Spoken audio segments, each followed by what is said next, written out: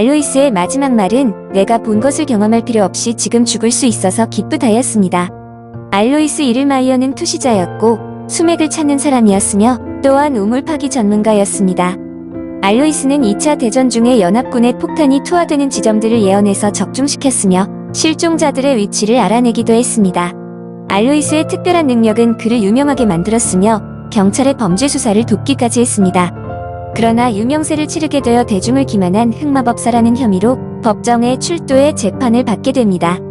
법정에서 알로이스는 그의 혐의를 벗기 위해 증명을 하라는 판사의 요청에 따라 판사의 아내가 그날 입고 있던 옷과 그녀가 어디에서 무엇을 하고 있는지를 정확히 말해주었습니다. 판사의 아내를 만난 적도 없었지만 알로이스의 투시 능력이 증명되었고 판사는 그를 무죄로 석방했습니다. 알로이스는 1959년 7월에 있을 자신의 죽음까지 예측했습니다. 그는 제3차 세계대전이 발생하는 것을 보았지만 그것이 일어나는 연도를 예측할 수 없다고 분명히 밝혔습니다. 인터넷상에 떠도는 내용에는 알로이스가 3차 대전이 2019년에 발생한다고 예언을 했다고 나오지만 이것은 사실이 아닙니다. 알로이스는 3차 대전을 다음과 같이 예언했습니다. 수백만 명의 사람들이 보고 있는 하늘에서 먼저 징조가 나타나게 됩니다. 한 해의 추수가 시작되기 직전 비가 내리는 가을 새벽에 전쟁이 시작될 것입니다. 이 전쟁은 비교적 평화적인 국면에 있는 중동 지역에서 먼저 시작될 것이라고 말했습니다. 바다에서도 역시 긴장감이 고조됩니다. 지중해에는 대규모의 해군 함대가 모여 적대감을 노출하고 있습니다. 그리고 전쟁의 불꽃은 발칸 반도에서 타오르게 됩니다. 큰 권력을 가진 사람이 살해되는 것과 그 옆에는 피 묻은 단검이 놓여있는 걸 보았습니다. 그 후에 보이는 장면에는 두 사람이 세 번째 서열의 고위층을 암살합니다. 이들 암살자들은 누군가에 의해 고용되었습니다. 그리고 곧 세 번째 암살이 발생하며 전쟁으로 치닫습니다. 암살자들 중 한 명은 키가 작은 흑인이고 다른 한 명은 흑인보다 조금 더 키가 크고 밝은 색의 머리카락을 가졌습니다. 나는 아주 명확하게 3개의 숫자를 보았는데 그것은 2개의 팔과 1개의 구입니다.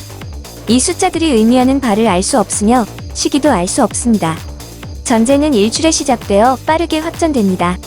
외국 군인들이 전진하면서 시골의 농부들이 술집에 앉아 카드 놀이를 하고 있는 모습을 창문과 열려진 문을 통해 보고 있습니다. 상당히 검은 군대가 동쪽에서 왔고 모든 것이 매우 빠르게 발생합니다.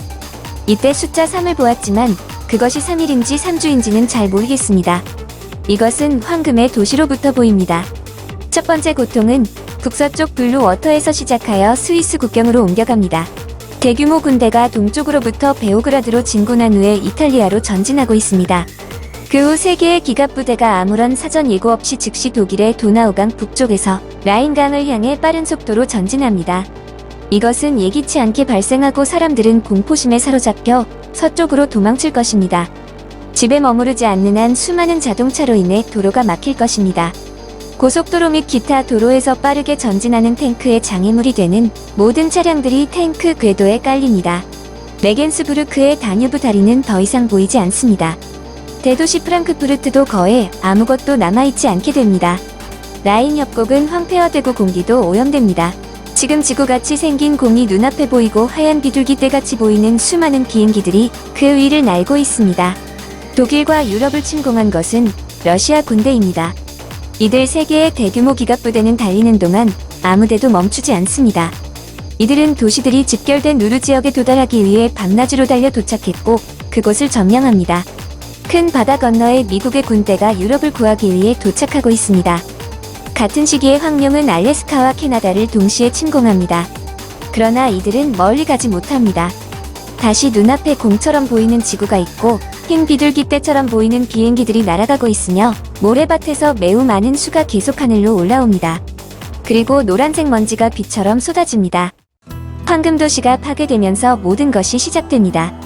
이날은 맑은 밤이고 노란색 선처럼 보이는 것들이 바다에 만에 자리잡은 도시로 올라가 노란 비를 쏟아내기 시작하면서 아직 전진 중인 지상의 탱크들과 그 안에 있는 군인들은 아주 검게 변해 죽었습니다. 사람과 동물, 나무, 숲 등의 모든 것이 죽었고 풀도 시들고 검게 됩니다. 빌딩과 주택 등의 건물들은 여전히 존재합니다. 이들이 사용한 무기가 무엇인지 몰라서 말할 수 없습니다. 아주 긴 노란 선입니다. 이 선을 넘어가는 사람은 죽습니다. 선 안쪽에 있는 사람들은 다른 쪽으로 갈 수 없습니다. 그러나 황룡은 더 이상 남쪽으로 전진하지 못하고 괴멸됩니다. 다시 유럽에서는 침략군의 3개의 선봉이 격퇴됩니다. 이들은 모두 북쪽으로 가야 하고 가지고 있는 것들을 포기해버립니다. 이들 중 아무도 더 이상 집으로 돌아가지 못할 것입니다. 비행기는 흑해와 북해 사이에 노란색 가루를 떨어뜨립니다. 따라서 흑해에서 북해까지 곧바로 바이에른주 절반의 폭으로 데스 스트립이 생성됩니다. 이 구역에서는 더 이상 풀이 자랄 수 없으며 인간도 살 수 없습니다. 러시아군의 보급품 공급이 차단되었습니다. 다시 모래밭에서 비둘기떼가 하늘로 올라갑니다. 두 무리가 서쪽에서 남서쪽으로 이어지는 전장을 차지합니다. 편대들은 북쪽으로 향하면서 제3의 군대의 전진을 차단합니다. 동쪽에서 진입하는 많은 탱크들이 있습니다. 궤도 차량들이 계속해서 전진해 가고 있고 주변의 모든 사람들은 이미 완전히 죽었습니다.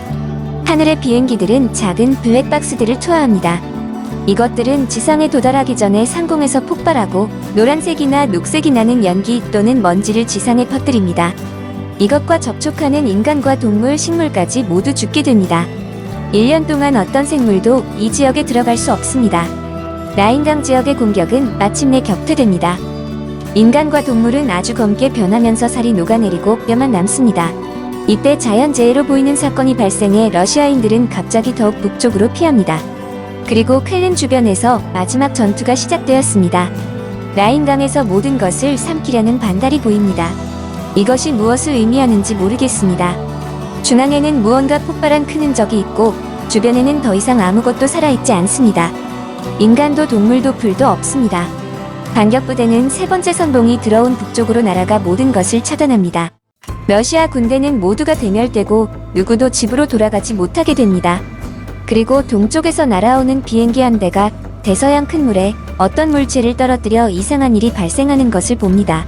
바닷물은 하늘만큼 높이 올라갔다가 아래로 떨어지면서 해일이 발생하고 모든 것이 침수되고 지진이 일어납니다. 이 모든 것들은 찰나간에 벌어지고 3일, 3주, 3개월이라는 세 줄이 보입니다. 비행기에서 투하한 물체로 인해 유럽 전역에 지진이 발생했습니다. 바다를 낀 국가들은 모두 침수되고 섬들이 가라앉았으며 영국 남부가 물에 침수됩니다. 영국의 대도시 3개가 파괴될 것입니다. 하나는 수재에 의해 모든 것이 쓸려서 파괴되고 두 번째는 바닷속에 잠겨 높은 교회들의 탑만 볼 수 있고 세 번째는 지진으로 초토화됩니다. 영국의 한 부분은 역사에서 지워집니다. 이때의 1월은 너무 따뜻해서 모기가 춤을 춥니다. 우리가 지금 알고 있는 겨울이 아닙니다. 전쟁이 시작되면 72시간 동안 지속되는 큰 어둠이 오고 낮에도 어둡습니다.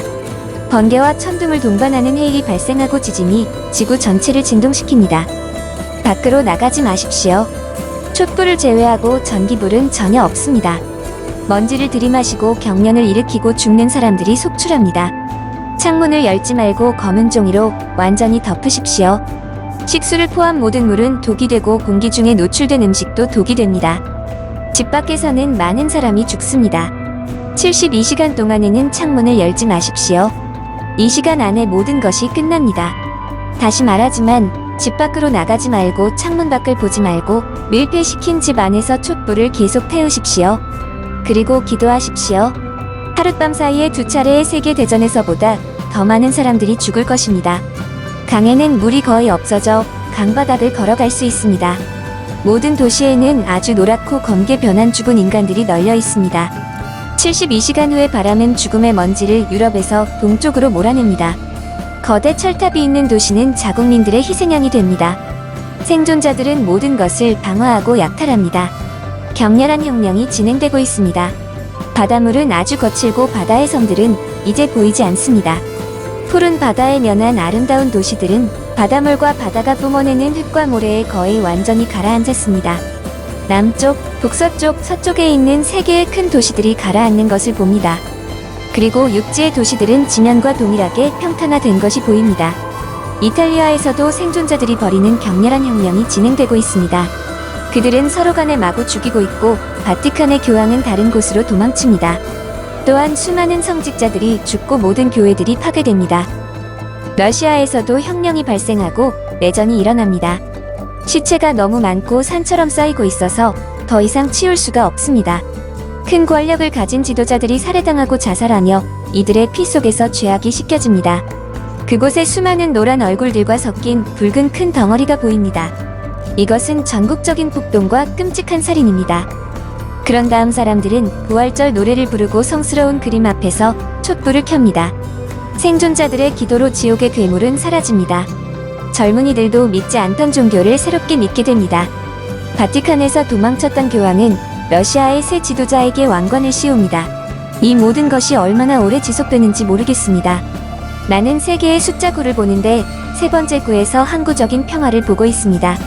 모든 것이 끝난 것으로 보이지만 생존자들은 계속 두려워하며 종교적인 절대자를 찾게 됩니다. 평화가 찾아왔습니다. 괴팍하지만 청빈한 노인이 우리의 지도자가 되며 유럽의 세 개의 왕관이 번쩍이는 것이 보입니다. 또한 남쪽의 아주 오래된 아시아 국가들도 재편성되며 다시 영예를 얻습니다. 초원의 꽃이 피면 도망쳤던 교황이 바티칸으로 돌아오고 그는 살해당한 형제들을 위해 슬퍼할 것입니다. 이 전쟁 이후에 인류에게는 긴 행운의 시간이 찾아옵니다. 전쟁과 폭동에서 살아남은 사람들은 매우 행복해할 것이며 더 이상 서로 간에 싸우지 않게 됩니다. 그러나 생존자들은 그들의 할아버지가 시작한 곳에서 모든 것을 다시 새롭게 시작해야만 합니다.